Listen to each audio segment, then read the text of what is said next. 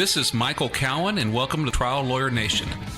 He helps us pan for the gold inside ourselves. You need to have grit. I mean, a lot of this is grit. I feel like I've been made a better lawyer. They're talking about something that's real to them. You have to be really careful not to be Goliath. They saved a bunch of lives and changed society forever. But let's just begin the conversation.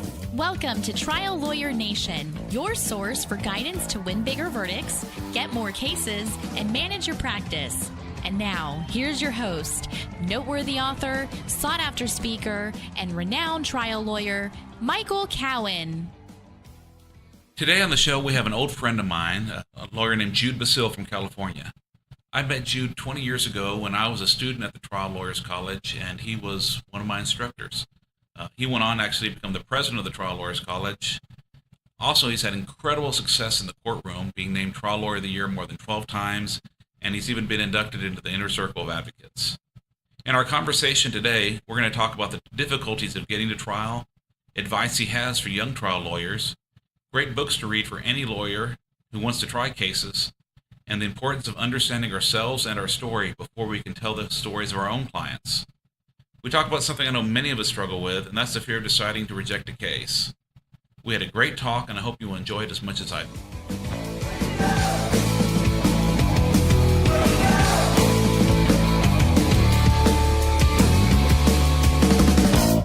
So I'm here today with Jude Basile. Jude, how are you doing today? Great. It's really nice to see you here in California. It's nice to be here. You know, I've known you for 20 years now. Yeah, I know. Never been to your office before, so this is kind of nice. And thanks for coming on the program. Well, it's fun to be here. It's fun to be in the presence of another good trial lawyer. Well, thank you. For those of you who don't know you, tell me a little bit about yourself. I've been a lawyer since 1982.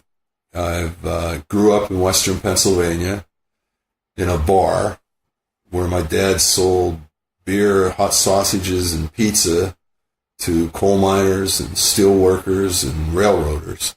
So I didn't come up with any silver spoon, but I managed to come to California, and I went to law school here. I worked as a prosecutor a couple years. And then in 1985, I started my own practice. And since then, you've gone just from, leaving the prosecutor's office to being, a member of the Inner Circle of Advocates, having all these huge jury verdicts, getting the national reputation. What are some of the steps you think that along the way that let you develop your skills as a trial lawyer? Well, I think, like anything else in life, you have to have a desire for something. I was an athlete in high school and college. I had a tremendous desire to be an athlete.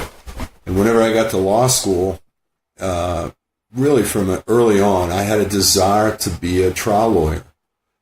And I used to go and watch trials while I was in law school. I even watched them when I was in high school. But watching trials and watching a jury that just 12 people can make such important decisions gave me a tremendous desire to be able to stand up in front of them and do that. So what made me develop as a trial lawyer was, number one, a desire to do that, to talk to ordinary people. You don't have to talk to defendants. You don't have to talk to insurance adjusters. You just talk to regular people on the street about what's right and what's wrong. And I think from growing up in Western Pennsylvania, my dad's bar with a lot of just regular people helped me develop those skills from an early age. But the power of a jury is such a way to level the playing field that is becoming more and more difficult to hang on to. What do you mean by that? Well, to get to trial, we face obstacles now. In my, I guess it's 36 years now of being a lawyer, I've seen an evolution of how our enemies approach us. And now the whole thing is delay, drag things out, throw broad nets of discovery to tie us up as long as we can with all kind of witnesses, force us into at least deposing their experts, naming our own experts. You fall into that trap. And it's been one of just litigation delays and expense to stop us from getting to a jury. I really think if something needed to change, it would be some legislative enactment that we can limit some of this and get easier access to a jury, because the only cases that can go to a jury now are very big, expensive cases. And it's hard for young lawyers to get that trial experience, particularly if you're just in a civil firm. So it's expensive, and the defense game, there's a summary judgment motion. I don't know about your cases, but in virtually every case, I get hit with a summary judgment motion. Seldom, if ever, are they granted, but nonetheless, you go through that exercise. A lot of work. A lot, and it all plays into their game. I keep on telling young lawyers I work with when we're discussing pretrial stuff, I said, please just get me to my 2 favorite words. Get me to my 2 favorite words. And they say, well, what are those 2 favorite words? And they are, all rise. When the jury panel comes into the courtroom and the bailiff says, all rise, I know we're here. Yeah, unfortunately, we're getting, further and further away from that. I mean, not only do we have mandatory mediation, overcrowded dockets, but then we have arbitration. I mean, I've got a case that would be a great jury trial case that I'm arbitrating next month. And, don't like it, but... It was forced arbitration. It was an arbitration agreement. Workplace injury, if you want to work there. The guy got sent something saying, we now have an arbitration agreement by you not quitting your job, you're agreeing to it. That's what we're fighting in that case we just filed in Las Vegas. There's an arbitration agreement. That's the first thing we got to fight there. And, that reminds me, we were talking before we got started. The Seventh Amendment, the right to a jury trial in civil cases, has evolved over the years, and now it's the Seventh Amendment that you have a right to present a case to an arbitrator or to an adjuster or to a mediator. You don't have the right to a jury trial has changed as far as the Seventh Amendment goes. Sure, there's cases that get to a jury, but there's a tremendous fight that has to go on in order to even get to a jury before you even present your case.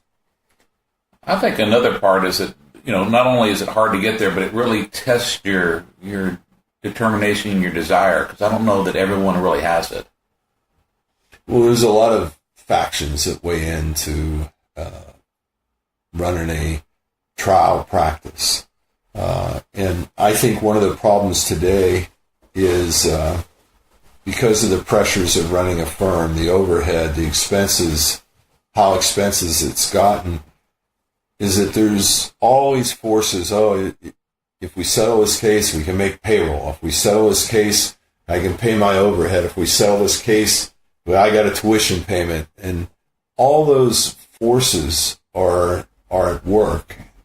And what I would like to see happen is maybe it's time for the United States to evolve into a system similar to what they have in England. When I was in law school, I got to spend a summer working with barristers in London. The advantage with that system is that you have barristers that their entire practice is just appearing in court, just appearing. They only have jury trials in criminal cases, but perhaps we need a system like that there are just firms in America that do nothing but trials. These other lawyers can negotiate with insurance companies. They can do maybe some of the litigation and stuff, but there needs to be a trial specialty developed. And I think there's some very, very good trial lawyers in this country. I'm talking to one yourself right now.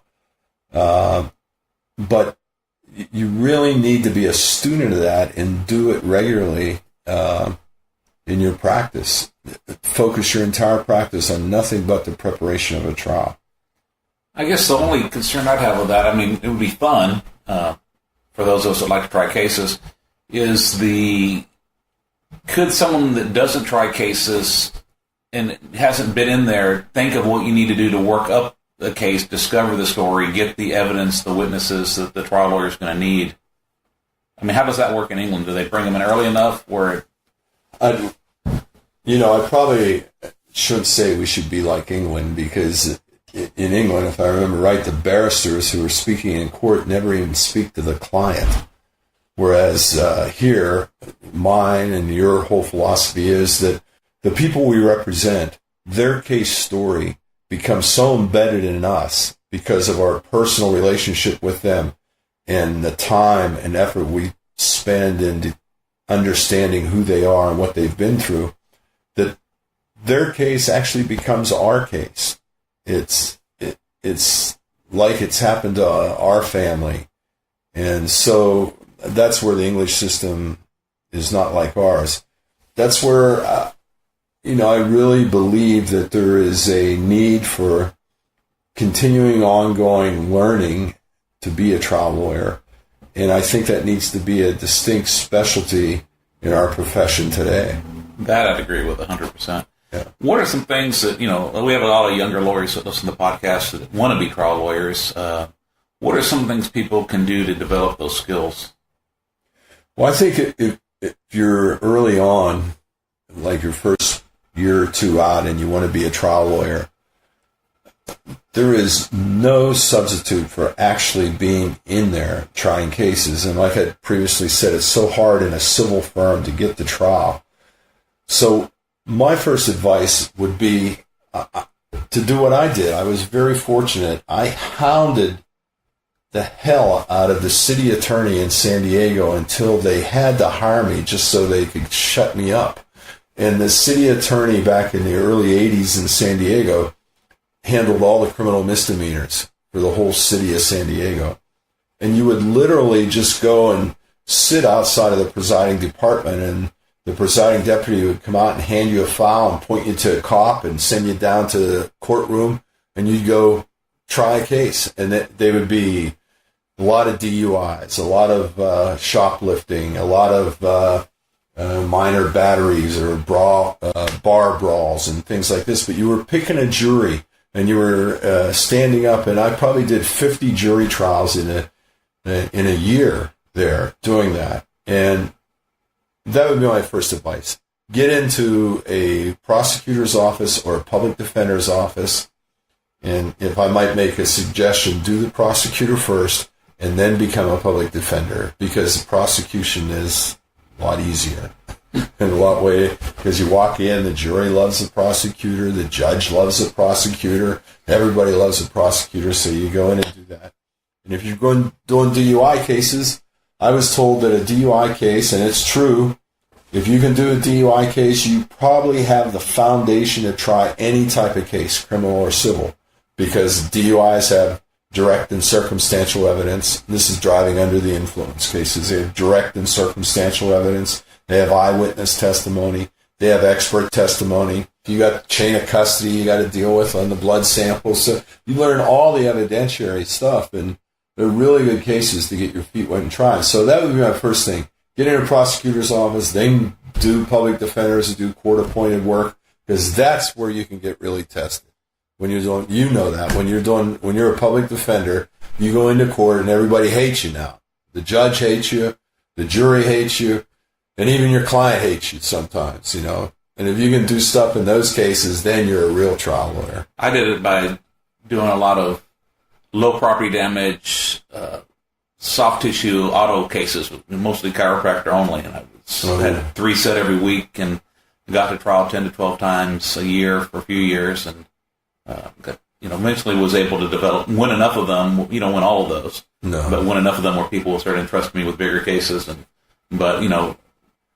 Guy I went to work with, a friend of yours, Ed Stapleton, before he actually became a public defender, before he did, he took on a docket of 50 soft tissue, low property damage cases from one referring lawyer.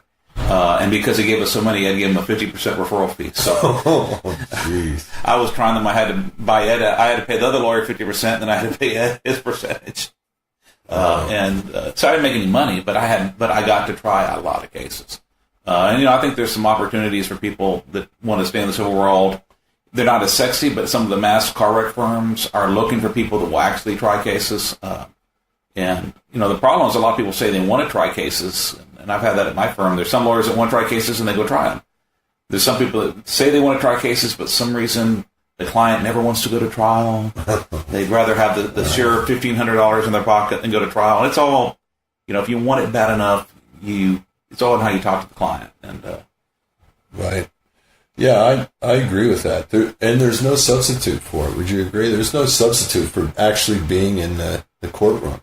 I agree, but there's also a difference. There's a federal judge a long time ago that told me that there's a difference between having 30 years of experience and the same year of experience 30 times in a row. Right. I think that not only you have to get in there and do it. There's no substitute, but I think becoming a student of trial advocacy, and I can see you are just from the books you have, as accomplished as you are, you still are learning, reading. Right. And some of the books I have there go back. Well, of course, the classic is Mo Levine on advocacy, and Winning Stories by Jim Perdue, and then the case framing book by Mark Mandel and Rules of the Road. I mean, these are right here in my office. And another great book. I mean, I don't know if you ever met that guy, but Miles Lord. Did you ever meet him? He was at the Trial Lawyers College way back in the beginning, and he was a federal judge on some of those early products cases involving the Delkin Shield contraceptive that was causing all kind of infections and killing women. But anyhow, I'm always reading and trying and learning and doing. So that's important. You can't, I think, talking like we were, there's a lot of lawyers out there, I think, that have been practicing many years and have the attitude like deep down in their deepest secrets, they go, oh shit, I guess I'm going to have to try this case, as opposed to guys like me and you, when we take a case right from the beginning, when I start working on it is, I'm going to try this case, and then after I really work on it is, I want to try this case really bad, and then it finally gets to, I will try this case. I don't give a shit what's going to happen or go on. So, I think I still have a mix of, I want to try this case, I'm going to try this case, and I am so scared to try this case. Well, of course, but by the time most of the cases get to the all rise, it's that this is the only way you can go. Right. It's got to go. So here we go. Let's get it on. Yeah. And I think there's a little humility that comes from, getting a defense verdict with $1 million at the table, for example, that for the family that really could use it.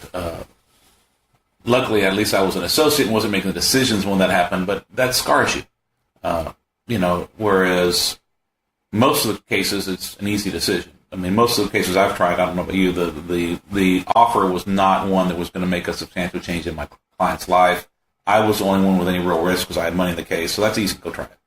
But, when you've got enough money to make a real difference in someone's life. Well, with all this talking about, I want to go to trial, I do want to say this, and I say this all the time to lawyers and to even the people I represent.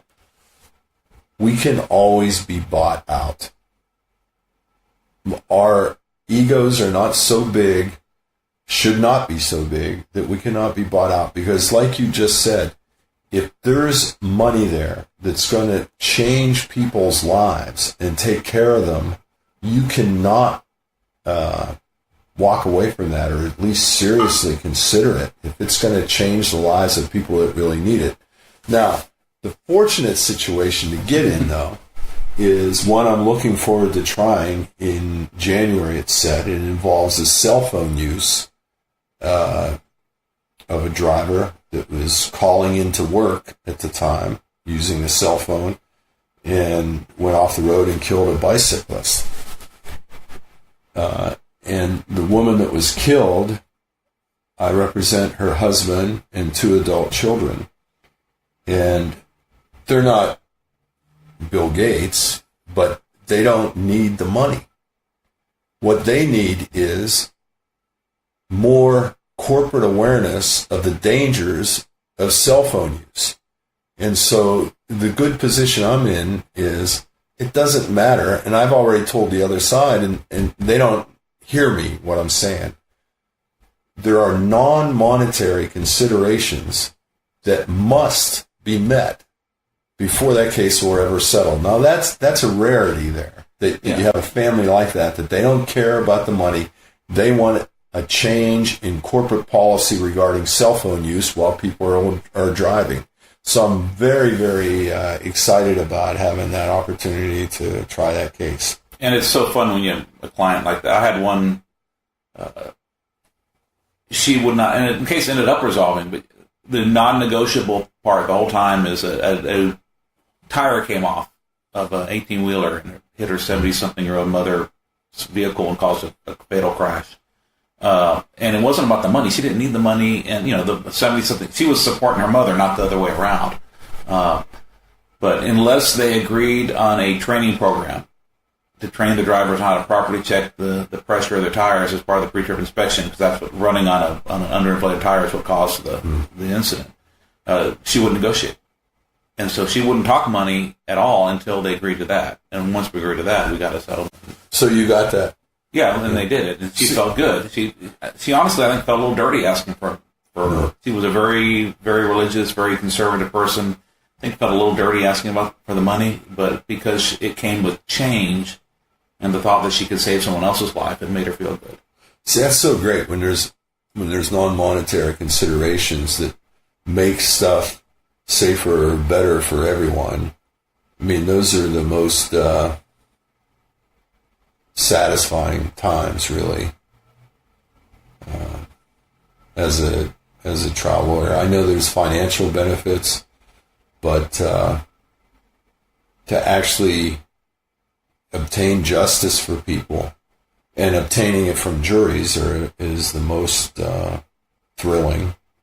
But obtaining those non-monetary things that do good for many are just unique. I mean, it's unique to our system. I mean, try doing that in Russia. Try doing that in China. Try doing that in South America. I mean, it is really a system here that, unfortunately, the public doesn't realize how special it is and how important it is.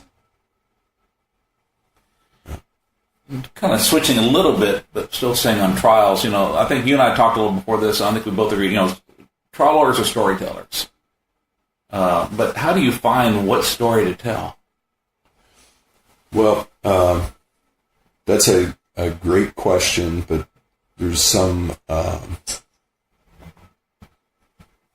fundamental understanding of stories that I think needs to be understood. And the first is all communication is a story. All communication is a story. I mean, what we're talking about now is the story of our trials, the story of our lives involving trials, the story. I mean, you were telling me how you got here today. Everything, virtually all communication is based around some story. So you start with that fundamental understanding, and then the next step is there's things to read. I'm still big on Joseph Campbell's Hero's Journey, and the fundamental structure of that, of the unwilling hero that suddenly gets called out to an ordeal and reluctantly joins the ordeal for a good purpose, and then goes through the ordeal and achieves a result and returns back to the ordinary world as a good guy. I think that's I probably butchered it in how I just presented it. It was perfect. And yeah. I will tell you, since I've read Carl Bettinger's book, which kind of is an attempt, a pretty good attempt of applying that hero's journey to a jury trial. Right. I was going to mention Carl's books next.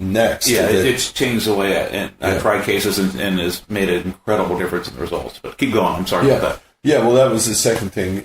Carl Bettinger's book is great also to put that together, but a fundamental understanding of stories and what makes a good story. Then, I think what helps me a lot is before you get to cases or anything, the fundamental understanding that stories is a basic means of communication. The hero's journey is outlined by Joseph Campbell and then Carl Bettinger.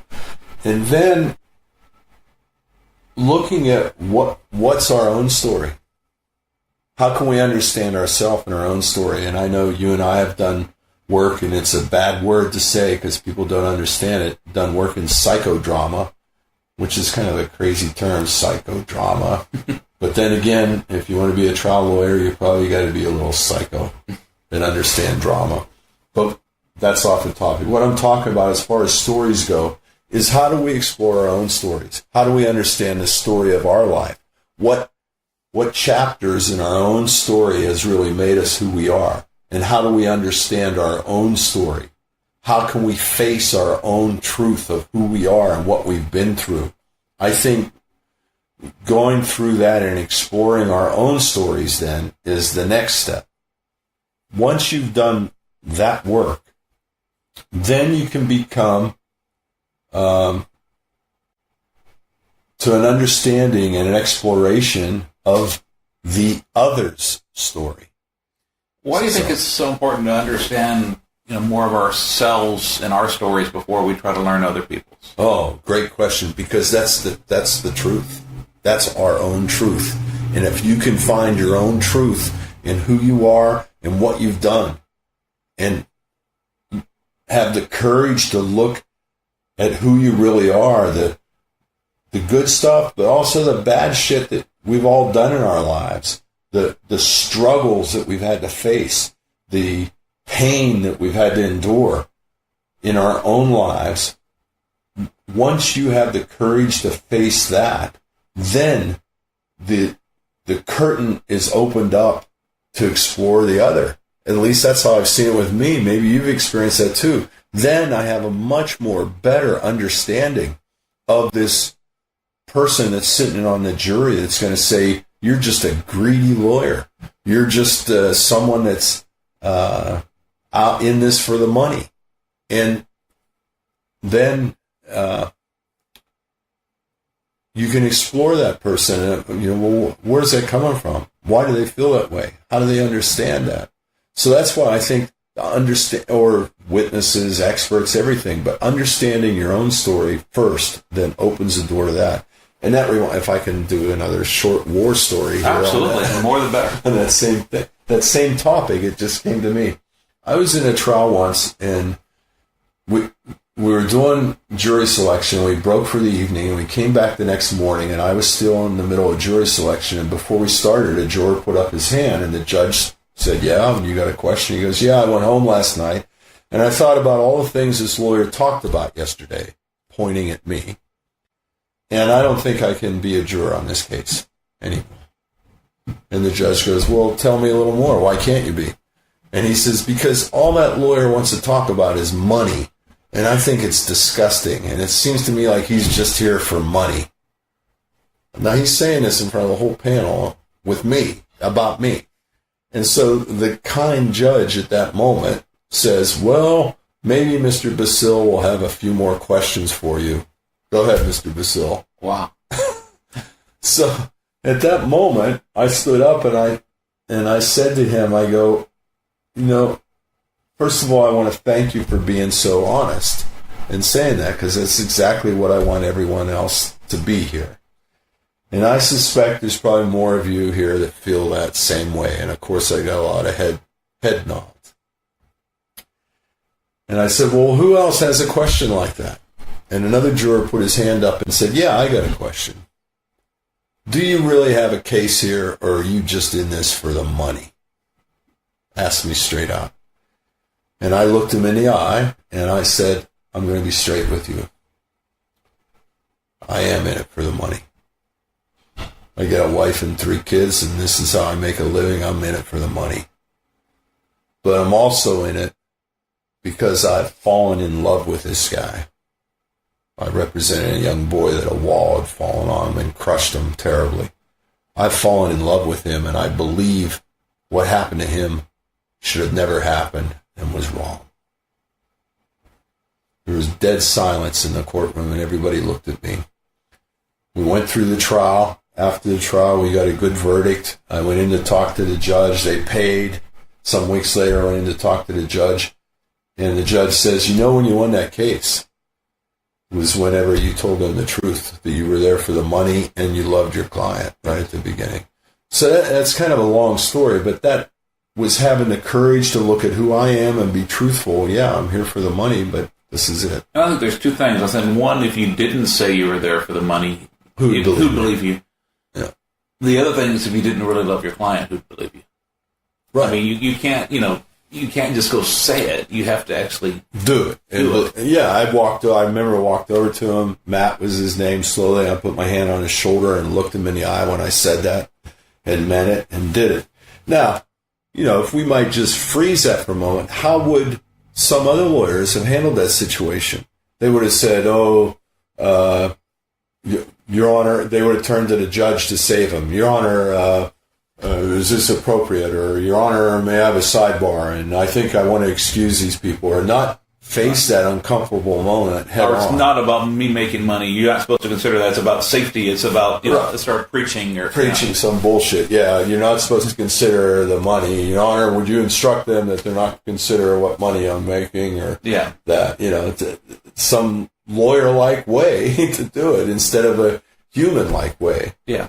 I want to be honest with you what's going on here. So it's always, I'm sure you find, it's always those most difficult moments during a trial that the most powerful stuff happens, if we just are aware of it and let it happen. Do you know Michael Iserman? A little bit. Okay, he has this. It's a Zen lawyer. Yeah, it's out there. I loved it. I went to his workshop about a year and a half ago, and he does this yes and. So people say something horrible to you, and you have to find the truth and say, yes, that's true, and there's more to the story. Kind of what you did. Yes, I am in it for the money, but I do. But I believe in this case. Right. And it's difficult, but it's really powerful, because when you deny truths, even when they're inconvenient, you lose credibility. Right. And that's what I always tell lawyers that I'm working with, that trials are really about one thing, and one thing only, and that is credibility. They're all about credibility. Who can we believe? Who can we trust? Who can we follow? Who can we understand? But it all comes down to credibility. That's the whole thing. And I love when the other side, I've said this, that the verdicts I've gotten, the bigger verdicts I've gotten, I think the defense lawyers have done as much to help me get those as I have. And in that third last trial, I don't know if we talked about it, that I did, the lawyer objected 31 times in my closing argument, and most of them were in my rebuttal argument, and just kept objecting. And the judge kept sustaining him, too, and telling me to move on and shut up and all that. And I finally concluded my rebuttal, the final closing argument, after they objected 30 times, by simply looking at the jury and saying, look, folks, you're going to go in the jury room in a few moments, and he, pointing at the defense lawyer, is not going to be in there to object to anything that you guys say. So, aren't you ready to go in there where he won't be around objecting to all this stuff? And they were nodding and saying, yeah. I said, so good. I'm going to trust you guys to go do your job. That's how I sent them out. But, so anyhow, story's important. We've been talking about a lot of good stuff. Yeah. But story's important, credibility's important, being honest. And then I think that bond that can be built throughout the trial with a jury is very important. And that bond is built around a credible story.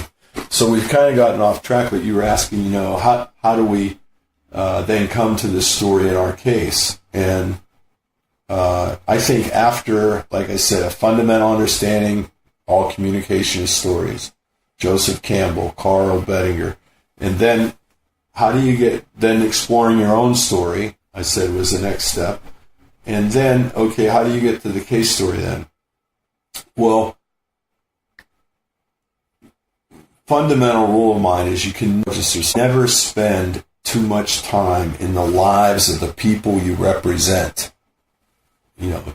That's why, you see how my office is set up here. Whenever people come in my office, this office kind of looks like maybe where a psychologist or someone would be working. There's a couch and 2 chairs in this office, and the desk is just stuck in the corner. And I like to speak in a circle here with people, so spending a lot of time with the people you represent. But the story that I really like to develop and discover is the story of the wrongdoing. There's been a lot written with rules of the road and the reptile and stuff about the story of the wrongdoing, because the story has to be credible, but the story has to be about, I often ask lawyers, what does a story need to be about? And they'll say righting a wrong and all this. The story must be about the jury. Be about something that's meaningful to them in their life. So the story has to be about the jury. So the first chapter has to be about the wrong. What's the story of the wrong? So after I do all that, I like to spend time walking in the woods or walking up in Big Sur. I did it this past weekend. There's a hermitage of monks I go up to and drop in on, but then I did a 4-hour hike, 6 miles, 3 miles up a mountain, 3 miles back down this past Saturday. Took me about 4 hours doing it. But I'm alone in solitude, among nature, and I play little scenes in my mind of who the defendants are and who they might have been in their life. I'll take on characters while I'm walking, thinking of the supervisor of a corporation and how they manage their employees and how they set up a business that evolves around the cell phone. And I was thinking of my cell phone case this past hike. And I'll start with that, just broad range, and walk through it. Then I'll do focus groups. I did a case against an addiction treatment center, and I wanted to tell you how we started that with developing that story. We did focus groups that people didn't know that it was a court case or anything. We brought a group of people in, and we asked them if you were in a situation where you had to find a treatment center for a loved one, how would you go about doing that? And then what turned out to be the most important aspect of the focus group, we said, what is the most important qualities that a treatment center needs to have? And after, I think we did 3 or 4 focus groups, it kept coming back to a safe place. That people that are addicts, that are coming off of drugs, can do all kind of crazy things. And so they need to be a safe place. Well, what does that mean, and how do you determine what kind of safe place is that? And we kept working the group, and we came down to a safe place, and there were 3 things. They need to be assessed, then they need to be referred to the appropriate level of safety or treatment, and then they need to be monitored at all time. So we had 3 basic exhibits in this whole trial that ended up with a big verdict that said safe place at the top of this board, and then had ARM, assess, refer, and monitor. And that was with every witness, every exhibit, and everything. And then we had what I called a fear exhibit, and then we had an anger exhibit. And the fear exhibit was these treatment centers were just operating out of neighborhood houses, and we were showing how their business model was kind of scary to be treating addicts this way. And so we had a big overhead, which was our fear exhibit, showing all the neighborhood houses throughout your neighborhood there. Wow. So that was the fear exhibit. Then we had an anger exhibit where we had pictures of all the CEO and officers and people that weren't even coming into trial, but we knew who they were. And we had their faces up there for anger. So fear and anger. Anyhow, I'm talking a lot, but that's how we put that together. I think that's so important. That's one of the things, I went to seminars where I do a lot of trucking work and say, make it about the company, make it about the company. And, I was doing some work, just personal research, how you tell stories better, how you do a villain. And if you look at all the literature on storytelling and on, for movie makers, writers, villains aren't entities. If you watch the Captain America, for example, I don't know if you've seen that movie. Well, you watch Star Wars. Yeah. The Empire is not the villain. Darth Vader and then later the Emperor are the villains. Right. They have to be individuals, and then they have to be powerful individuals. They just can't be. The stormtroopers are minions; they're not villains. And I think that what you did, and I think it's so important, is to identify who are the people making these decisions, and more importantly, profiting from these decisions that are endangering everybody else, endangering their patients, endangering the people in the neighborhood around them. Right. Right. Exactly. Yeah, we were fortunate in that case that we tried to depose the CEO, and they objected on an apex motion. You know what they are? Yeah. They say you can't take the guy at the top. And the judge granted it and protected the CEO. But then I think because we were doing so well at trial, they decided they needed to call the CEO. Oh, wow. So they brought him out, and the judge, nonetheless, even though we couldn't depose him, let him testify.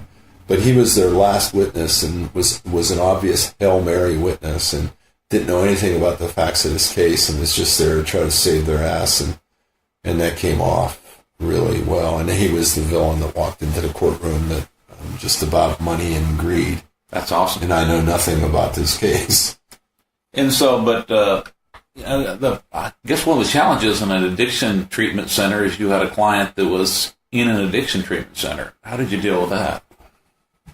I mean, obviously, if his life was going that great, he wouldn't be there. Well, yeah, there was a whole bunch of dynamics that came into play in dealing with that. But the two fundamental things that we dealt with was tell the truth.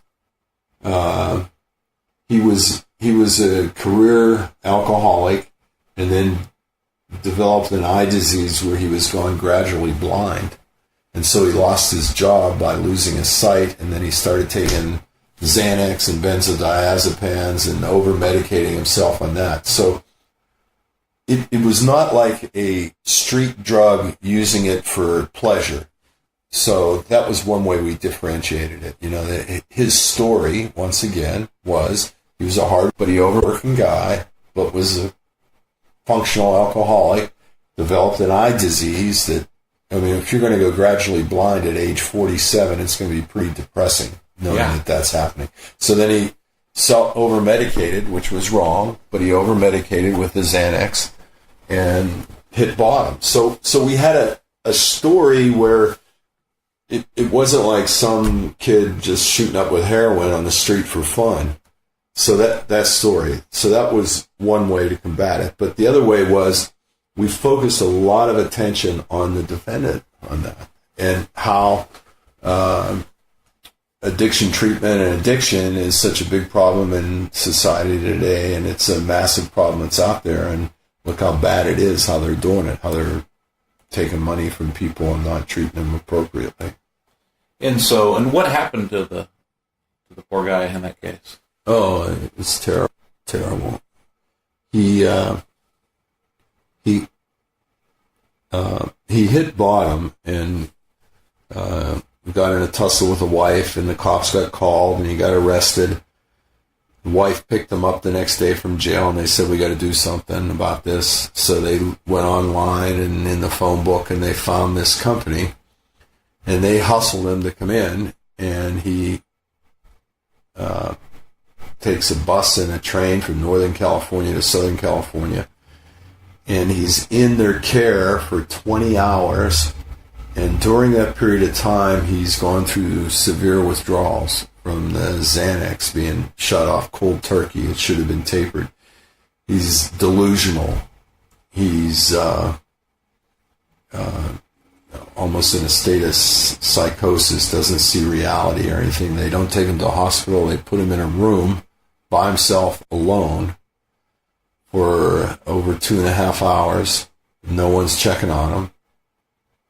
And when they finally go to check on him, he had taken a razor blade and cut his elbow veins in his elbow and his wrists and his neck and had bled to death. So it was a suicide. It was very, very ugly. So that was another difficult challenge, suicide. I would say several members of the jury panel thought that suicide was a sin. And, you know, no one should get sued over someone sinning. So that's what happened to him. But it was should have never happened. All he needed to do was be put in a hospital where he should have been. And he should have had a sitter, and he should have been watched more closely. And certainly he should have taken razor blades and stuff away from him. Their defense was he never mentioned suicide. They'd questioned him several times, and throughout those 20 hours, he never mentioned it. And he had no prior history of self-harm or anything. But the whole business practice was so bad, the jury saw it that way. And I guess if they sent him to the hospital, they wouldn't make the money. Well, that was it. I mean, and the big thing was, and we had former employees testify this, they had a crisis team. He wanted out of there. When he was hallucinating, he said, I want to go, and delusional, and I want out of here. They had a crisis team that they would call in. The crisis team were 2 recovering addicts that would talk him into staying, because the crisis was not his physical well-being. The crisis was the company was going to lose money if he left. So they had this crisis team, and their job was to keep him there. So how do you structure this story? So on one hand, you have the story of the company that is not treating people in a safe way and not giving them the referrals they need because they want to make more money. On the other hand, you have someone that got addicted to drugs and in a state when they're out of mind, they kill themselves. Well, we structured it like we talked about earlier. We made the structure of the story about the jury. And in California here, we have a wonderful mandatory thing. All you got to do is ask for it, and the judge has to give it to you. And that is a mini opening before jury selection. I don't know if you have it in Texas. No, we don't. It is a wonderful thing that you can start framing the case then. So this is how it went. I stood up and I said, folks, you're here. You're going to be making 2 very important decisions about how addiction treatment services are sold and about how a corporation selling addiction treatment operates in your neighborhood. Wow. So that's how we framed it from the beginning, that this is an important case about addiction, and you're making decisions about how it's sold and how they're operating in your neighborhood. So right away, I think, I don't know, I was proud of that framing. It didn't come overnight, but it was a lot of work. But that's how, we kept that theme throughout and concluded throughout, and those exhibits we used were tailored to it. So there it is. How'd it turn out? It was a $7 million, all non-economic damages. There was no economic loss. It was a $7 million verdict. And I should frame that verdict form because it was the first time on a verdict form I ever had a jury cross out the amount of damages and add another $1 million on the actual verdict form. They crossed out that it totaled 6, and then for some reason they wanted to up it, and they actually drew a line through it, and the foreman initialed it, and they wrote in $1 million more. Well, I've had crossouts, but in the other direction. That's a nice. Yeah, I never had that before. I'd like to talk to you about another case you had recently. You had and it ended up settling, but you had a case where a defendant agreed to pay $5 million for the death of a 74-year-old grandmother. No economic damages, no wages, no. What was the story of that case, and what inspires someone to pay you that much money in that kind of case?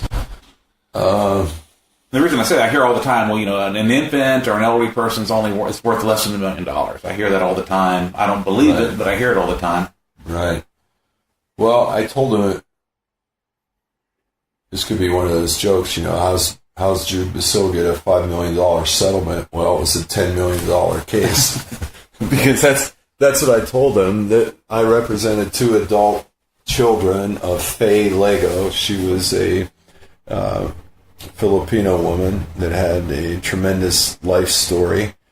And I kept telling them that I was going to ask for $5 million for each, for her adult son, who was in his 60s, or almost 60, I guess. I guess he was in his 60s, and her daughter that was in her early 50s. I was $5 million each I was going to ask for. But it was the story. It was just a driver of a corporate vehicle who wasn't paying attention and rear-ended. So it wasn't bad, real aggravated liability, but it was bad enough that they were going to admit, which can be bad for us if they admit. Yeah, I hate it. Aggravating things. But it was such a tremendous story of who this woman was.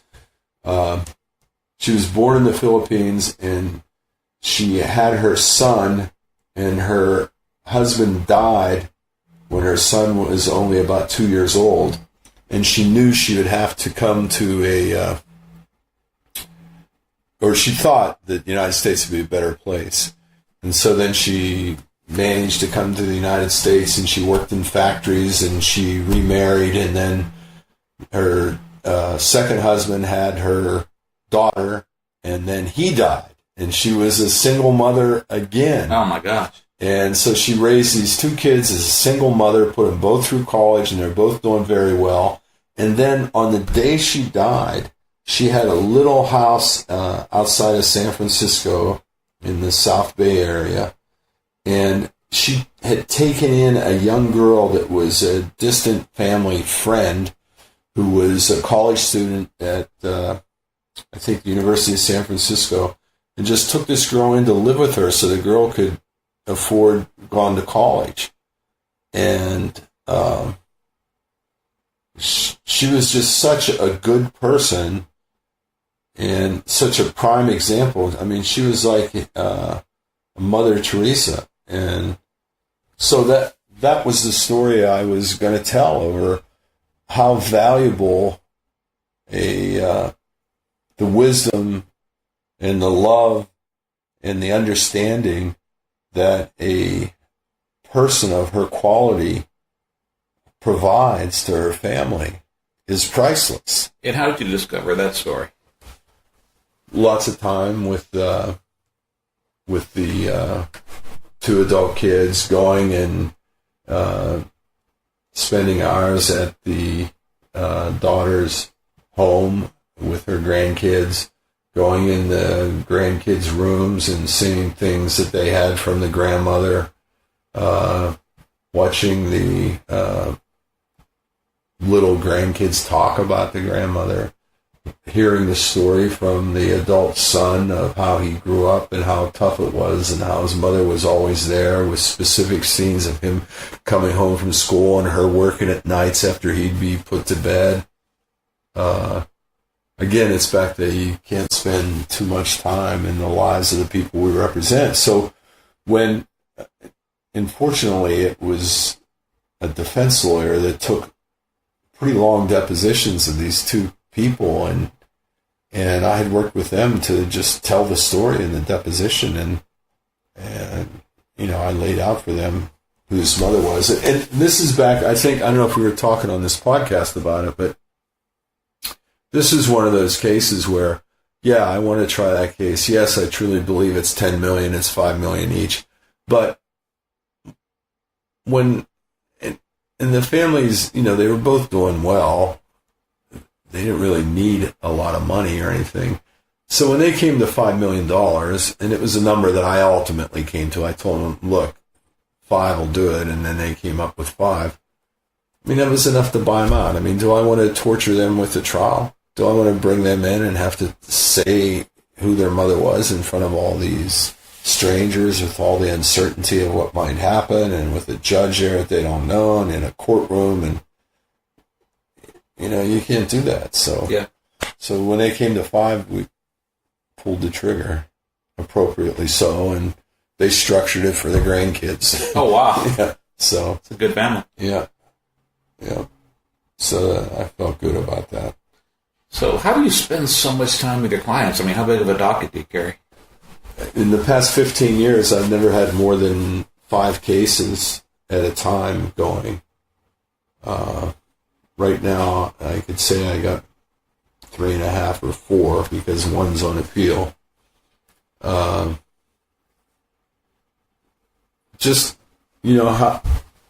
don't take a lot of cases.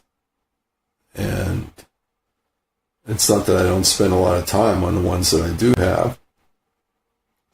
But I think we have to keep living as full lives as people to be the best we can in a courtroom, at least for me.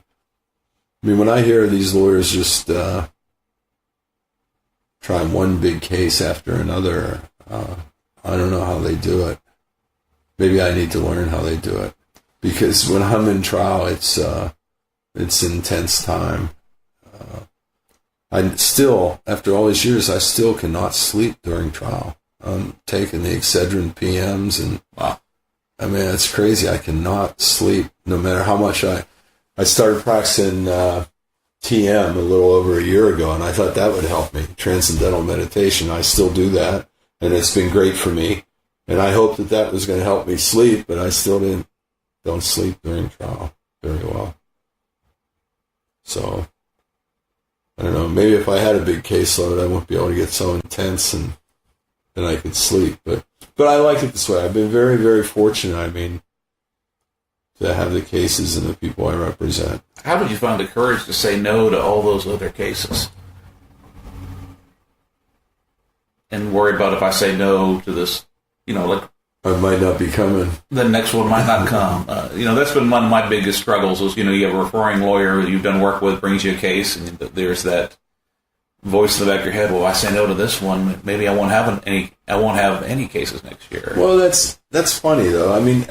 There's another side of that coin, though. There's another side, because then people go, wow, he only takes the big ones, or he only takes the really good ones, or he is really serious about that. And that's how, if I say no to a case, I explain that to them. I really devote a lot of my time to the people I represent, and I just can't do it now on that one. And I think that has that's helps a lot, because then they go, oh, he's serious and only does a few. Another thing that helped my practice, I think, I was in San Diego for the longest time, and then we had our son in 98, and I'd always come up to this area, to the Big Sur area, and we saw a house and put an offer on it, and they took it, and I went back to San Diego and said, I'm moving up to near Big Sur, and everybody down there said, are you crazy? You got a good practice here in San Diego, and San Diego is great, and this and that. But I grew up in a small town. I wanted to live in a small town, and so I moved up here. I think that really helped me, because I started getting referrals on bigger cases after I moved up here, not necessarily in this area. And I think it was like, holy shit, that guy chose to just move up there in the woods. He must have something going. And I got a few good referrals just because of that move. So I guess it comes back to, just living the life you want to live. and hope that everything works out. Yeah. So. Yeah, I've always dreamed of having your kind of practice, but I've also met the people that had 4 cases that then lost 2 of them and then went under. Yeah, and then you're looking for a DUI case to try. So I'm looking for that balance. I haven't quite found it yet, but I will tell you, I've been saying no to more and more cases, and it's amazing the people I say no to then come back a year later with a better one. Right. And the other thing about saying no, I've discovered that it is probably better to say no to more cases and maybe let a few good ones slip by than end up with a whole bunch of stuff that's just driving you crazy. I agree with that.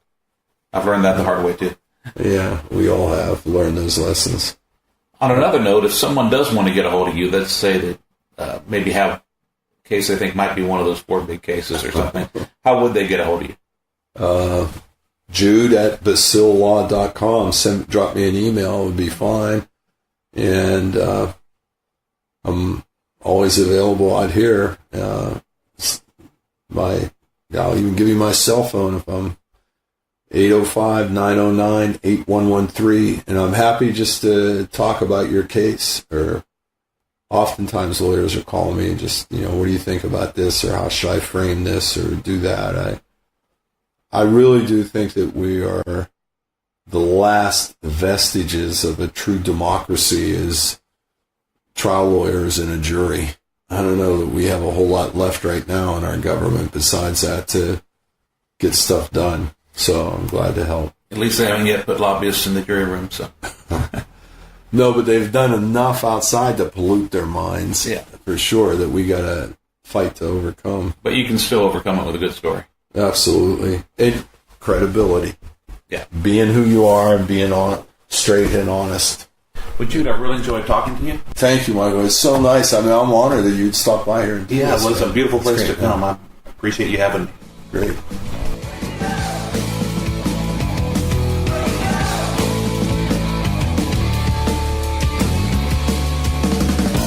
Thank you for joining us on Trial Lawyer Nation. Lately, we've had some of our listeners reach out to us to tell us how one of our episodes has helped them on a case or helped them run their firm.